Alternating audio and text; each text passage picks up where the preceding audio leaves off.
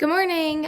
Today we are going over chapter 4 in our hunting skills or in our hunting program, education program. And chapter 4 is about basic hunting skills. So we're going to talk about planning preparation. We're going to talk about actually hunting, where you need to shoot, stuff like that. And then we're going to talk about the aftermath if you harvest a deer or whatever else you're hunting.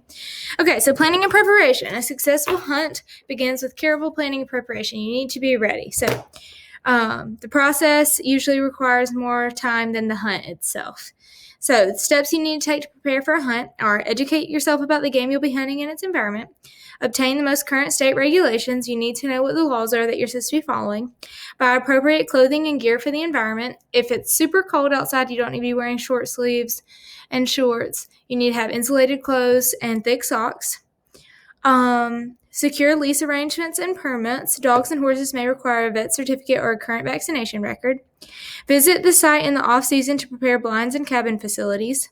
Sight in rifles, handguns, and bows, and pattern your shotguns. And then sharpen your skills at the shooting range. And then make sure you pack extra firearms, scopes, bowstrings, and whatever else you may need. Okay, so knowing your target. Of all the steps of preparation, educating yourself about the game you're hunting is one of the most critical. So understanding your game will increase your success and add to the enjoyment of the experience as well. Okay, so knowing your game is also necessary to ensure that you're taking legal game, making sure that you're not shooting something that you're not supposed to. For example, you may need to determine the sex of the game birds on site to quickly recognize protected species as they move into firing range.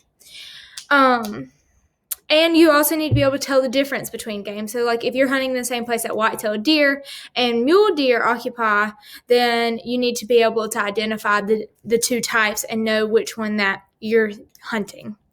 Okay, so there are many ways that wild animals are classified, but there are four basic categories. So large mammals, which is your big game, such as deer, elk, bear. Small mammals, like rabbits, squirrels, and raccoons. Upland birds, turkey, quail, and dove. And then waterfowl, ducks, and geese.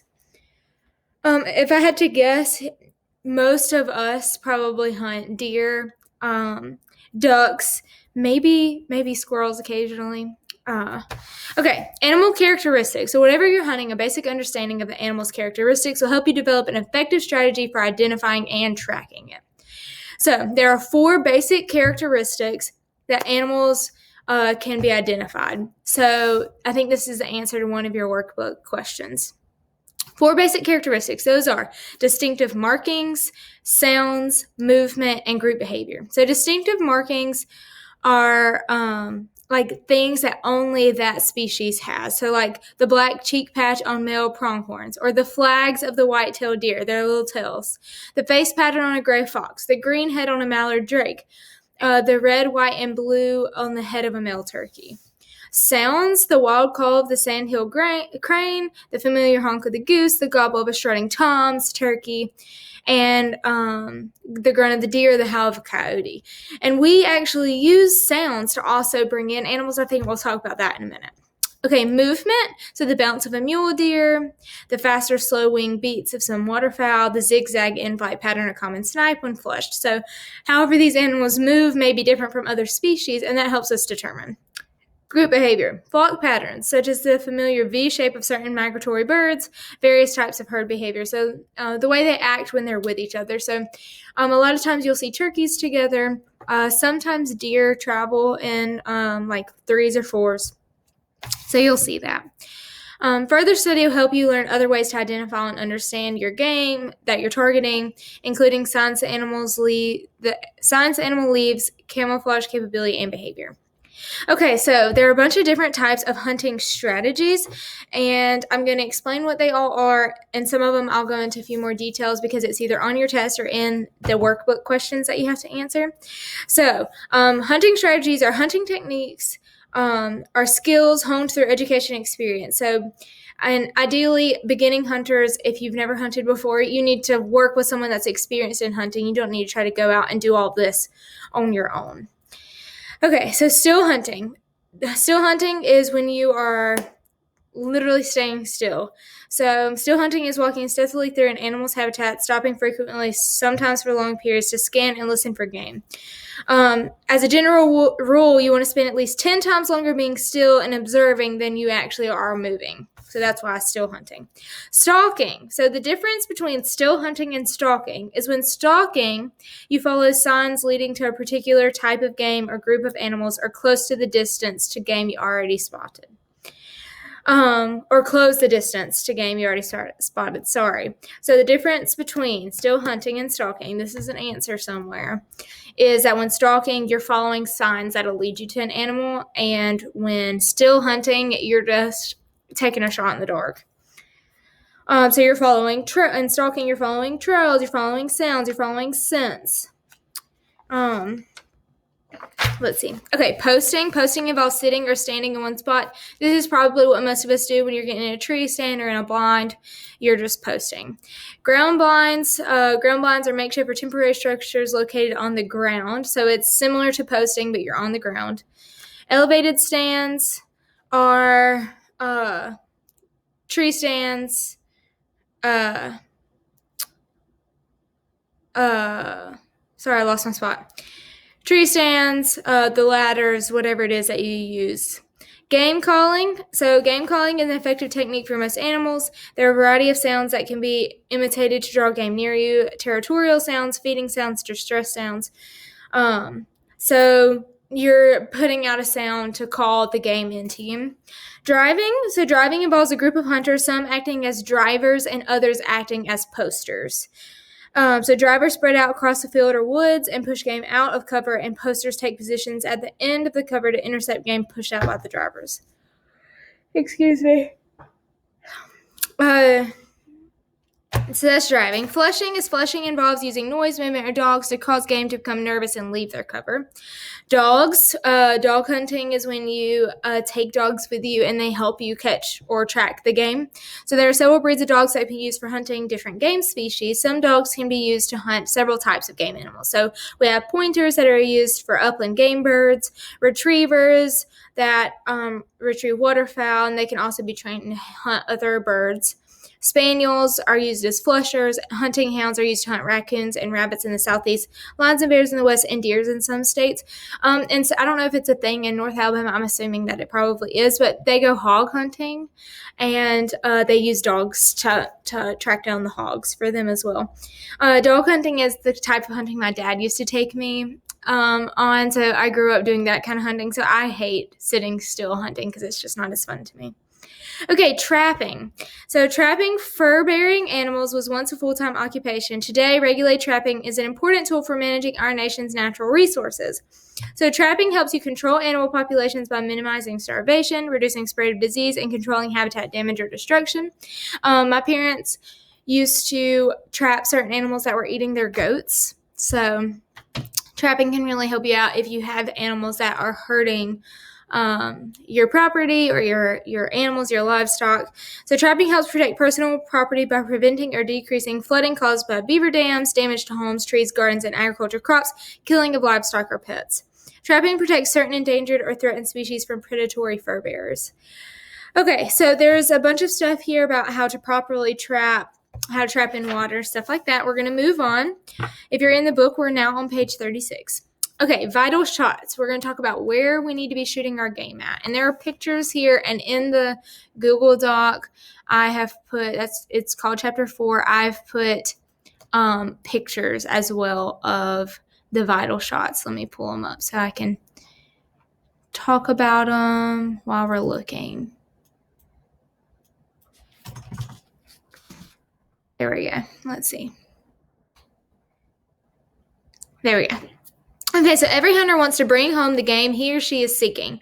So true sportsmen strive to do it by inflicting a minimal amount of suffering. That's why it's super important to know where we're aiming at on the animal so that we are inflicting minimal amount of suffering. We don't want these animals to suffer. We're not doing it just to kill something and watch it die. That's not the purpose of hunting.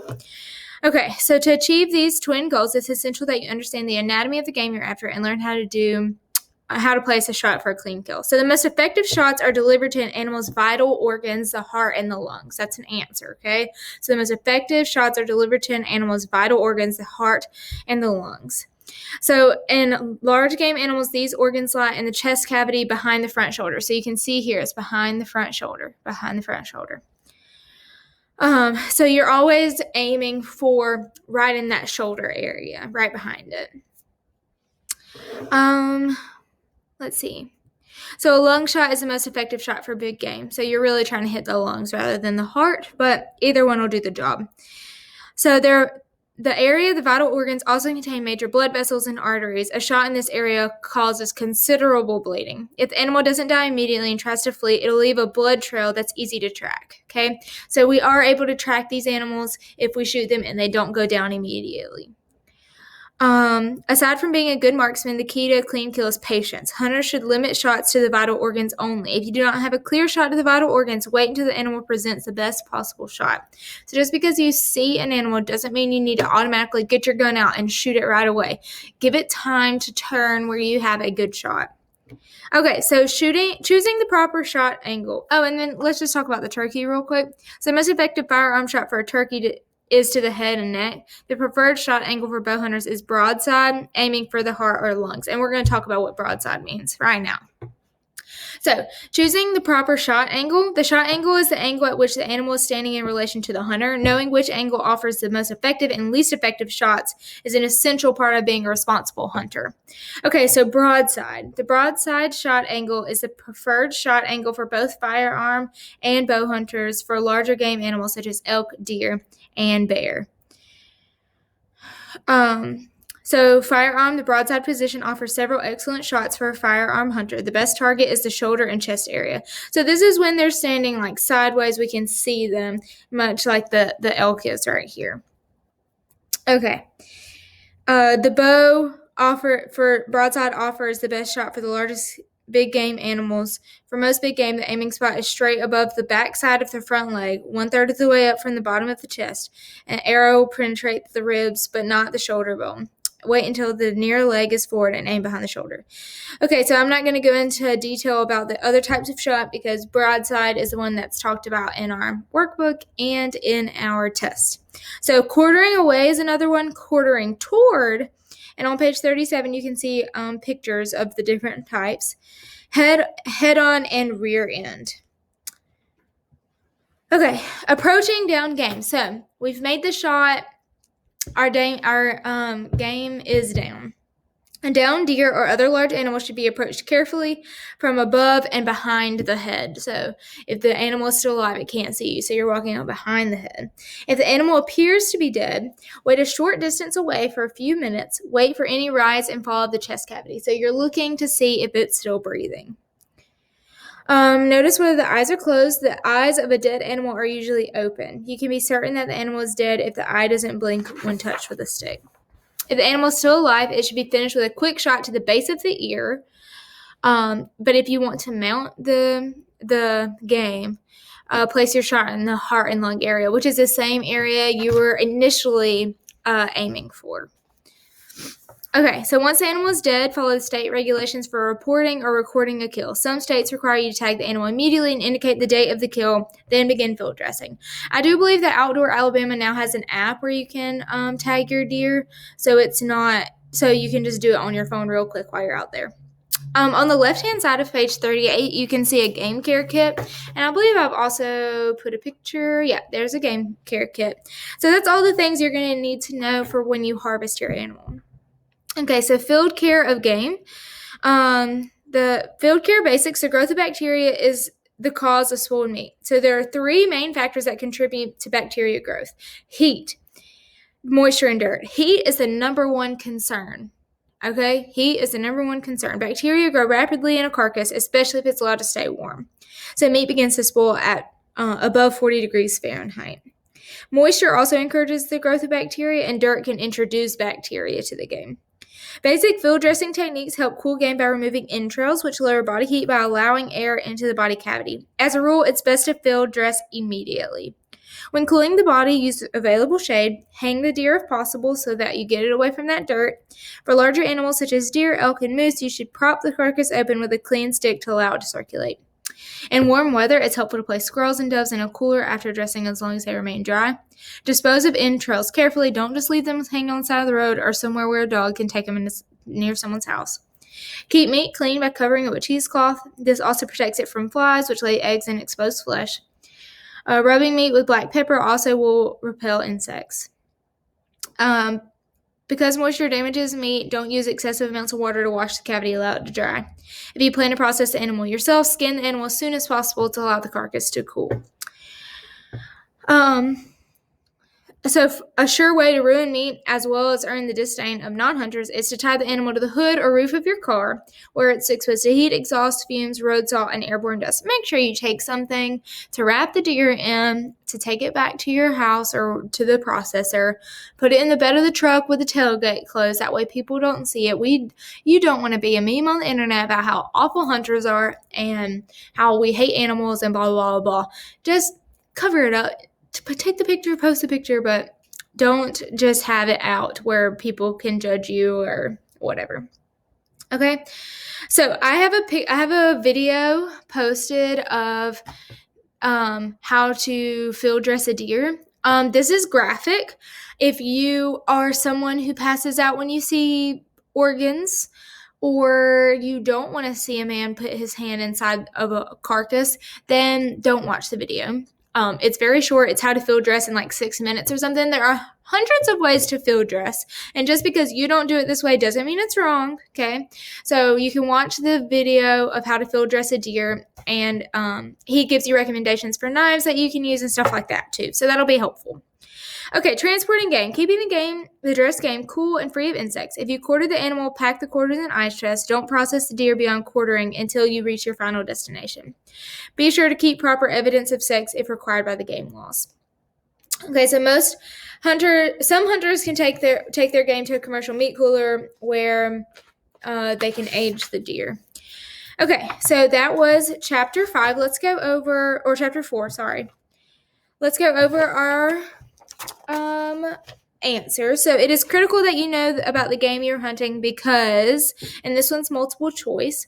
So it's critical that you know about the game you're hunting because only one sex of the game you're hunting may be legal. That's true. There may be protected species in the same area that you need to avoid shooting. Also true. And it'll increase your chance of success. Also true. So list the 4 basic characteristics for animal identification. And we've talked about all of these, but I just want to review to make sure that you get the right answers.